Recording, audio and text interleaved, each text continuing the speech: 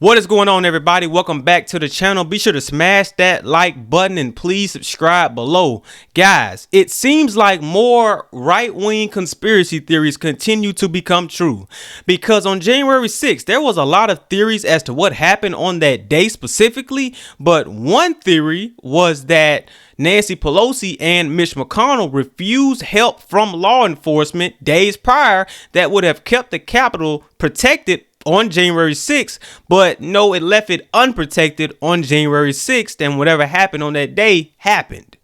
Now, the January 6th kangaroo court is over, and the final report came out. It was over 100 pages. Okay. Now, what was left out of the 100 pages? I gotta salute NBC News Nightly, and their investigative correspondent Ken Dillianian, who did an interview with the chief investigator of the January 6th committee, Tim Heaphy. Okay, and in this interview, Tim Heaphy admits he shocks what he admitted shocked NBC, but it did not shock me. Tim Heaphy admitted that federal authorities like Capitol Police, FBI, DOJ, they failed to act on the intel that they received days prior to January 6th, therefore leading to what happened. He admitted it. You don't believe me? Check this out. Now to our NBC News exclusive. The January 6th committee's final report was more than 800 pages, but some material did not make the cut, including much of its findings on the failures of federal law enforcement leading up to the attack. Here's Ken Dillianian. And tonight, in an exclusive interview, the chief investigator of the January 6th committee says the government could have prevented it. Had law enforcement agencies acted on the available intelligence, do you believe the attack on the Capitol could have been successfully repelled? I think it would have been a lot different had law enforcement taken a more assertive, protective posture. The intel in advance was pretty specific, and it was enough, in our view, for law enforcement to have done a better job operationalizing a secure perimeter. To you, he said he understands the Vice President has no role. Yes. Okay. Former federal prosecutor Tim Heaphy conducted most of the big interviews for the committee's public hearings. Law enforcement had a very direct role in contributing to really the security failures that led to the violence. People familiar with the committee's work tell NBC News members downplayed that finding because they wanted to keep the focus on former President Trump. Committee members dispute that. Heaphy would not discuss internal deliberations. Was this an intelligence failure? It was not an intelligence failure. Heaphy says the committee found the FBI, the Department of Homeland Security, and other agencies did not act on the intelligence they had, including this online threat forwarded to Capitol Police January 5th, calling on thousands to go to Washington and help storm the Capitol. In a statement to NBC News, the FBI said it sent all the intelligence it had to the Capitol Police. Heaphy told us he agrees with the committee's conclusion about Mr. Trump's role in sparking the riot, but he hopes the focus on the former president doesn't ease the pressure on federal agencies to fix what went wrong. Yeah, so, I mean, guys, this is like breaking news. The chief investigator of the January 6th kangaroo court, Tim Heaphy, all these people are a part of the Uniparty. Liz Cheney, Benny Thompson, this guy, Tim Heaphy. The focus from the very beginning of the J6 court was Donald Trump. He just flat out admitted it. Instead of the focus being on the failure of the DOJ, FBI, and other federal authorities, their failure in terms of I guess forwarding information they were receiving online. These people don't know. They don't know a damn thing if what you're quoting is a tweet. So threads and tweets online is how people are, scheming together plans. Wow. No wonder these gangsters is stuffing free. They free on the street. They free because these federal authorities, they are a complete joke. People forwarding threads to them, forwarding videos to them. Now, because I used to hear this growing up, they don't know anything unless you tell them.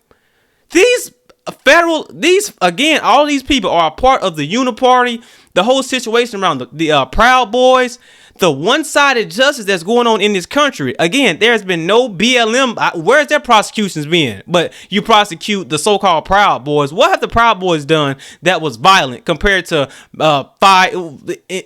What have they done? Have they firebombed a pro-life center, or have they ran into churches, stampeded? I heard about them shutting down drag shows, I ain't gonna lie. But in terms of the comparison, it's more left-leaning violence than so-called right-leaning violence.